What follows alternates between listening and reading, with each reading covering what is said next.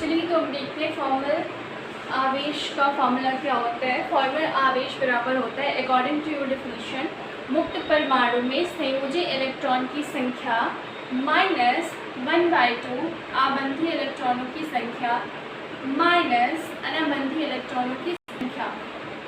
चलिए जब आप इसको एग्जाम्पल में एप्लीकेबल करेंगे तभी समझ में आएगा, बाकी फॉर्मूला से मतलब बिना ट्राई करे थोड़ी समझ में आएगा। इसलिए मैं आपको दिखाती हूँ। उससे पहले एक चीज़ और कि आई होप सो कि आप सभी को लुईस स्ट्रक्चर बनानी आती हो, बट फिर भी जिन्हें ये नहीं पता चलता हो कि जो आप मॉलिक्यूल बना रहे हो उनके बीच में कितने बॉन्ड्स बनेंगे, उसके लिए एक छोटा सा कॉन्सेप्ट है मैं जो आपको बताऊँगी। जैसे मान लो हम CO के लिए निकाल रहे हैं, ओके। आपको ये पता करना है जो आपका ये CO मॉलिक्यूल है इसके बीच में कितने नंबर ऑफ इलेक्ट्रॉन शेयर हुए, इनके बीच कितने इलेक्ट्रॉनों की शेयरिंग हुई है, वो आप कैसे निकालोगे। तो उसके निकालने के लिए एक छोटा सा फॉर्मूला है, मैंने जिसे यहाँ पे बताया है available balance electron. Available balance electron का मतलब क्या है यहाँ पे कि जो आपका ये मॉलिक्यूल है, ओके, इसमें जितने आपके एटम्स हैं उनके आउटर मोस्ट सेल में कितने इलेक्ट्रॉन हैं। कब इलेक्ट्रॉन है जब वो अपनी नेचुरल स्टेट में, जिस स्टेट में वो प्रकृति में हैं या जिस अवस्था में वो मान लो अपने घर से निकले थे उस अवस्था में उनके जेल में ओके वो है उनके अवेलेबल बैलेंस इलेक्ट्रॉन। ओके, तो आपके कार्बन के पास कितने अवेलेबल बैलेंस इलेक्ट्रॉन होते हैं? 4। कार्बन का परमाणु क्रमांक क्या होता है? 6। आप कन्फिग्रेशन करके देख लो कितने आएंगे आउटर मोस्ट सेल में? 4। और आपका ऑक्सीजन में कितना होता है आउटर मोस्ट सेल में? 6। दोनों को जोड़ दीजिए कितना आएगा? 10 इलेक्ट्रॉन। यानी कि इस मॉलिक्यूल में कार्बन ऑक्सीजन के वैलेंस इलेक्ट्रॉन को अगर जोड़ दें तो उनका सम कितना आएगा? 10 इलेक्ट्रॉन। ओके, अब हम क्या निकालेंगे? Required valence electron. Required valence electron क्या है कि किसी भी एटम को स्टेबल होने के लिए उसको अपना ऑक्टेट पूरा करने के लिए 8 इलेक्ट्रॉनों की ज़रूरत होती है। तो इसमें कितने मॉलिक्यूल हैं आपके पास? 2। आप रिक्वायर्ड वैलेंस इलेक्ट्रॉन निकालने के लिए किसी भी एटम में क्या करिए, उस मॉलिक्यूल में जितने भी नंबर ऑफ एटम है उनका मल्टीप्लाई कर दीजिए आप किससे? 8 से। तो इसमें कितने इस मॉलिक्यूल में कितने एटम हैं? 2। तो 2 का मल्टीप्लाई कर दिया हमने 8 से, कितने हो गए? 16। अब इन दोनों का जो डिफरेंस होगा, यानी कि इन दोनों के बीच में जो अंतर आएगा अवेलेबल वैलेंस इलेक्ट्रॉन और रिक्वायर्ड वैलेंस इलेक्ट्रॉन का जो डिफरेंस होगा कितने का आएगा? 6 का डिफरेंस आएगा। इसमें आपको साइन नहीं देखना कि आपने 10 में 16 घटाया तो माइनस का आएगा। हम इलेक्ट्रॉन निकाल रहे हैं, इसमें आपको साइन नहीं देखना। ओके, इन दोनों का डिफरेंस कितना आया? 6 इलेक्ट्रॉन। तो ये जो आपका इन दोनों के बीच का डिफरेंस निकला ये क्या है? 6 इलेक्ट्रॉन। इनके बीच में जितने नंबर ऑफ कार्बन की जितने नंबर ऑफ इलेक्ट्रॉन की शेयरिंग हुई है ये उसका नंबर है। तो क्या फॉर्मूला बना आपका?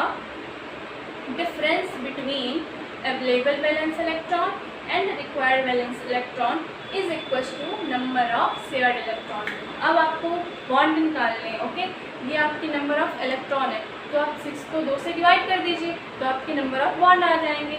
नंबर ऑफ शेयर्ड इलेक्ट्रॉन को 2 से डिवाइड कर देंगे किसी भी मॉलिक्यूल के लिए तो नंबर ऑफ बॉन्ड आ जाएंगे। तो 6 को जब आप 2 से डिवाइड करो कितना आएगा? 2। तो मतलब कि CO के बीच में कितने बॉन्ड है? 3 बॉन्ड।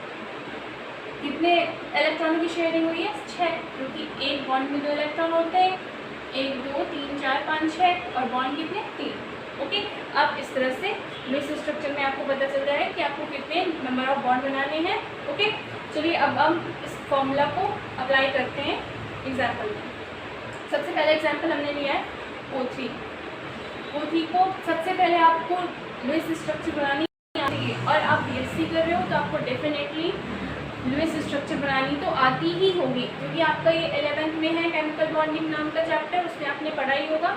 जो भी रिक्वायर था कि मतलब इसमें बच्चों को प्रॉब्लम होती है कि आपको बॉन्ड का नंबर पता नहीं चलता है, आप लगा के देखते रहते हो, तो उसमें आपका टाइम वेस्ट ना हो इसलिए मैंने आपको ये बता दिया है।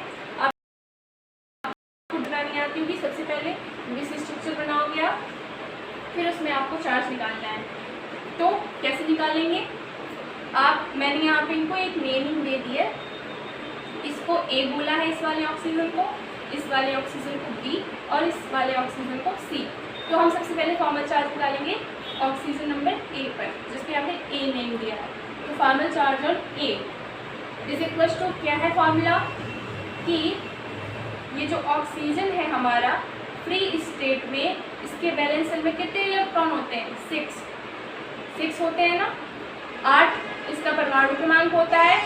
अब आप इसका इलेक्ट्रॉनिक कन्फिग्रेशन करके देखिए, इसकी बाहरी कक्षा में कितने इलेक्ट्रॉन आएंगे, ये आपको मुँह ज़बानी पता होना चाहिए। इतने छोटे से मतलब एटम का आपसे पूछा जा रहा है, आप सीधा बोलिए 6, इस पर बाहरी कोश में 6 इलेक्ट्रॉन हुए। ओके, तो 6 आया। क्या है ये? फ्री स्टेट में इलेक्ट्रॉनों की संख्या संयोजी कोश में -1/2 बॉन्डिंग इलेक्ट्रॉनों की संख्या। बॉन्डिंग इलेक्ट्रॉन कितने हैं? ये आपके 2 बॉन्ड हैं, तो आपको 2 नहीं लिखना है। एक बॉन्ड में 2 इलेक्ट्रॉन होते हैं, एक इसका होगा एक इसका होगा, तो ये आपके 4 इलेक्ट्रॉन आएंगे यहाँ पर। Okay, bonding electron minus non bonding electron यानी कि अनाबंधी बॉन्ड, ऐसे इलेक्ट्रॉन जिन्होंने बंध नहीं बनाया। कितने दिख रहे हैं? 1 2 3 4। ओके, ये -4। इनको सॉल्व किया, इसको काटो, 0, यानी कि ये जो आपका ए ऑक्सीजन है इस पर 0 फॉर्मल चार्ज है, इस पर कोई फॉर्मल चार्ज नहीं है। अब ऐसे ही बी का निकालेंगे। Formal charge on B is equal to 6 क्या है?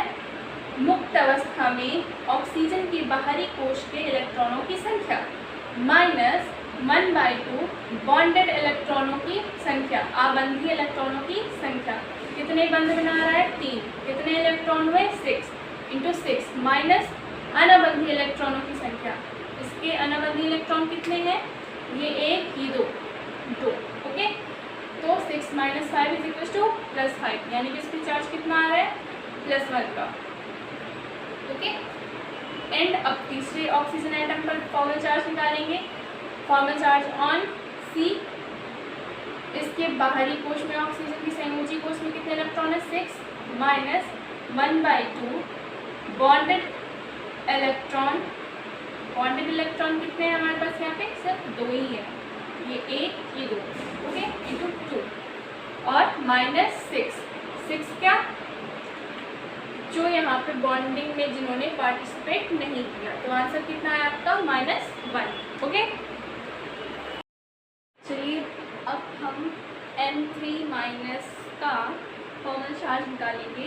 लेकिन ये जो फॉर्मूला है, इस फॉर्मूले पे नहीं, मैं आपको एक नया फॉर्मूला बताऊंगी। ये फॉर्मूला आप सिर्फ तभी यूज़ करिएगा इन द केस जब आपको ये वाला फॉर्मूला याद ना हो। ओके, अगर थ्योरेटिकल क्वेश्चन है तो आपको ये फॉर्मूला लिखना होगा, क्योंकि आप डिफिनीशन के तौर पे भी इसको याद करोगे। ओके, लेकिन अगर कभी ऑब्जेक्टिव क्वेश्चन आता है और आपको फॉर्मूला याद नहीं है, तब आप ये वाला फॉर्मूला अप्लाई करके किसी भी मॉलिक्यूल पर आप उसका फॉर्मल चार्ज निकाल सकते हो। ओके, चलिए तो इसका फॉर्मल चार्ज निकालते हैं। फॉर्मूला क्या है हमारे पास? फॉर्मूला है जितने होने चाहिए माइनस जितने हैं। अब जितने होने चाहिए क्या मतलब है? जितने होने चाहिए मतलब कि किसी एटम में या किसी एलिमेंट में उसके बाहरी कक्षा में जितने इलेक्ट्रॉन होते हैं किसी भी एलिमेंट के लिए, वो उसका हो गया जितने होने चाहिए। ओके, मतलब कि अगर आपसे कोई पूछे कि जब एलिमेंट आपका मुक्त अवस्था में था और उसके बाहरी कक्षा में कितने इलेक्ट्रॉन थे, या पूछे कि कितने होने चाहिए, जितने होंगे आप उतनी ही तो बताओगे, तो वही है जितने होने चाहिए। माइनस जितने हैं का मतलब क्या है? जितने हैं कि जो आप जिस मॉलिक्यूल की लुईस स्ट्रक्चर बना रहे हो और उस एलिमेंट पर या उस एटम पर उस लुईस स्ट्रक्चर में जितने इलेक्ट्रॉन हैं, उसका मतलब है कि जितने इलेक्ट्रॉन प्रेजेंट है। ओके, तो यहाँ पर एग्जाम्पल्स मैं आपको समझाऊंगी। यहाँ पर ये जो नाइट्रोजन है, फॉर्मूला क्या अप्लाई करें? क्या है? जितने होने चाहिए। तो नाइट्रोजन के कितने होते हैं आउटर मोस्ट सेल पे, यानी कि वैलेंस शेल इलेक्ट्रॉन कितने होते हैं? 5, राइट? 5 होते हैं ना। ओके, अब क्या कह रहा है? माइनस जितने हैं। जितने हैं मतलब इस स्ट्रक्चर में आपको इस नाइट्रोजन में जितने इलेक्ट्रॉन दिख रहे हैं वही आपकी ये संख्या है जिसमें आपको इसको माइनस करना है। तो उसे निकालने के लिए देखिए आप क्या करेंगे, आप इस बॉन्ड को ऐसे बीच से तोड़ दीजिए इन द सेंस आपको सच में उस बॉन्ड को तोड़ नहीं देना है, या आप सिर्फ पार्टीशन कर दीजिए। इससे आपको पता चल जाएगा कि इस नाइट्रोजन पे एक्चुअली कितने इलेक्ट्रॉन हैं। तो दो ये हो गए और इसके साइड वाले ये दो इलेक्ट्रॉन जो होंगे यहाँ पे, ये तो इस नाइट्रोजन के होंगे।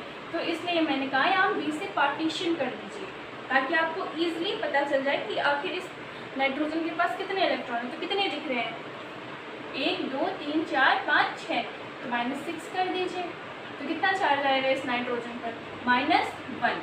कितना चार्ज आया, -1। ओके, और इस वाले नाइट्रोजन पर अब चलिए निकालते हैं। तो इस वाले बॉन्ड को भी चलिए बी से तोड़ के देख लेते हैं। आपको सच में तोड़ना नहीं है, मैं सिर्फ इसलिए तोड़ने के लिए कह रही हूँ कि इससे आपको इसके इलेक्ट्रॉन इजीली दिख जाएंगे, आपको बॉन्ड सच में ब्रेक नहीं करने हैं। ओके, तो इस वाले नाइट्रोजन पे आपको कितने होने चाहिए, इस पर भी नाइट्रोजन का वैलेंस इलेक्ट्रॉन कितने होते हैं, 5, हमें पता ही है। ओके, और कितने इस लुईस स्ट्रक्चर में है, 1 2 3 4 है ना। चलिए 4 माइनस करिए इसमें, तो कितना आएगा, प्लस का 1। इस नाइट्रोजन की और ऐसे ही आप इस वाले नाइट्रोजन पर भी निकालेंगे तो इस पर भी इसके भी वैलेंस इलेक्ट्रॉन कितने, 5। एंड आपको इसके लुईस स्ट्रक्चर में कितने इलेक्ट्रॉन दिख रहे हैं इस नाइट्रोजन पर, 1 2 3 4 5 6, है ना। तो आप ये भी इस पर 6 माइनस करोगे, कितना आंसर आएगा, -1। ओके, तो ये आ गया इस पर चार्ज इस फॉर्मूले के थ्रू। आप चाहो तो इसके थ्रू भी निकाल सकते हो। एंड मैंने आपको ओजोन का करा दिया, इसका भी करा दिया। अब बाकी इन तीनों का आप खुद से फॉर्मल चार्ज निकालोगे, वरना वीडियो बहुत लॉन्ग हो जाएगी। और इस पर भी आप इसी फॉर्मूले के थ्रू चार्ज निकालोगे, खुद से आप निकाल तो सकते हो ऐसे ही। इसके बैलेंस इलेक्ट्रॉन 5 एंड इस स्ट्रक्चर में इस नाइट्रोजन पर कितने इलेक्ट्रॉन हैं, यहाँ पर से आप पार्टीशन करोगे तो 1 2 3 4 5 इलेक्ट्रॉन इसके आएंगे, 5 में 5 जाएंगे तो कितने बचेंगे, कुछ भी नहीं, इस पर 0 चार्ज होगा। और फिर इस पर इसका भी बैलेंस 5 एंड इस पर लुईस स्ट्रक्चर पर कितने, 4, तो आंसर आएगा +1। और इस पर भी 5 वैलेंस इलेक्ट्रॉन माइनस जितने हैं, कितने, 1 2 3 4 5 6 7, इसको माइनस करोगे इस पर यानी कि अनसिमेट्रिकल चार्ज आएगा। इस पर 0 चार्ज आएगा और इस पर +1 चार्ज आएगा और इस पर आपके -2। लिख लीजिएगा कि इन दोनों में से ये दोनों स्ट्रक्चर इसकी बन सकती है, लेकिन इन दोनों में से सबसे स्टेबल स्ट्रक्चर जो इसकी मानी जाएगी वो ये वाली मानी जाएगी। क्यों, क्योंकि इसमें बराबर आपके चार्ज डिस्ट्रीब्यूशन है, यानी किसी को कम ज़्यादा नहीं है। ऐसा नहीं कि इसको 2 0 1, इसमें देखो आप एक के साथ तो नाइंसाफ़ी हुई है, एक को आपने -2 दे दिया, एक को +1 और एक को 0 ही कर दिया, यानी कि ये स्ट्रक्चर जो है इतनी स्टेबल नहीं है। तो आप इसमें लिखिएगा this is more stable due two symmetrical charge distribution. ये वाले स्ट्रक्चर ज़्यादा स्टेबल है, क्यों, क्योंकि इस पर सिमेट्रिकल चार्ज डिस्ट्रीब्यूट है ना, और इसमें नहीं है। और चलिए अब फॉर्मल चार्ज के कुछ पॉइंट्स मैं आपको बता दूं, फिर इसके बाद ये वीडियो जल्दी से ख़त्म करते हैं। चलिए तो अब देखते हैं इंपॉर्टेंस ऑफ फॉर्मल चार्ज। इसके कुछ पॉइंट्स मैंने आपको रेजोनेंस पे लिखवाए हैं, तो मैं आपको यहाँ पे बता देती हूँ। ओके, जैसे कि फॉर्मल चार्ज से रेजोनेंस हाइब्रिड स्ट्रक्चर डिसाइड करने में बहुत हेल्प करता है। एक पॉइंट मैंने आपको उसमें दिखाया था कि मोर नेगेटिव चार्ज आपका मोर इलेक्ट्रोनेगेटिव एलिमेंट पर होना चाहिए और less negative charge less electronegative element पर होना चाहिए, तभी आपका वो जो मॉलिक्यूल होगा वो क्या होगा, स्टेबल होगा। ओके, और एक पॉइंट और कि अगर किसी मतलब लुईस स्ट्रक्चर पर फॉर्मल चार्ज होना ज़रूरी ही है, तो उस पर जितना कम फॉर्मल चार्ज होगा वो उतनी ही स्टेबल होगी। यानी अगर किसी लुईस स्ट्रक्चर पर ज़्यादा फॉर्मल चार्ज है तो वो कम स्टेबल मानी जाएगी या वो कम स्टेबल होगी। पहला पॉइंट है, जिस लुईस स्ट्रक्चर पर फॉर्मल चार्ज की वैल्यू 0 होती है वो ज़्यादा स्टेबल होती है और वो रेजोनेटिंग स्ट्रक्चर बनाने में भी उतनी ही ज़्यादा हेल्प करती है, उतना ही कंट्रीब्यूट करती है। और दूसरा पॉइंट है आपका, दो निकटवर्ती परमाणु पर समान चिन्ह का चार्ज नहीं हो सकता। यानी कि मान लो आपका CO ही है, ओके, हमने यहाँ पर कार्बन मोनोऑक्साइड का एग्जाम्पल ले लिया। मान लो हमने इस पर -2 का चार्ज कर दिया, इसमें फिर -2 का चार्ज कर दिया। तो ये नहीं हो सकता है। अगर इस पर -2 का है तो इस पर +2 का होगा, ऐसा होगा। एक समान चिन्ह का होगा तो वो अनस्टेबल हो जाएगा। ओके, तो फॉर्मल चार्ज में बस इतना ही है। आई होप आपको समझ में आया होगा, ये टॉपिक समझ में आया होगा। अगर आपको कोई भी कन्फ्यूज़न होता है आप कमेंट सेक्शन में मुझसे पूछिए, मैं डेफिनेटली उसको नेक्स्ट वीडियो में कंसीडर करूँगी। और इसके बाद नेक्स्ट टॉपिक हमारा जो है वो शायद से हाइड्रोजन बॉन्डिंग है, तो उसका भी वीडियो मैं जल्दी लेके आऊँगी। Thank you for watching.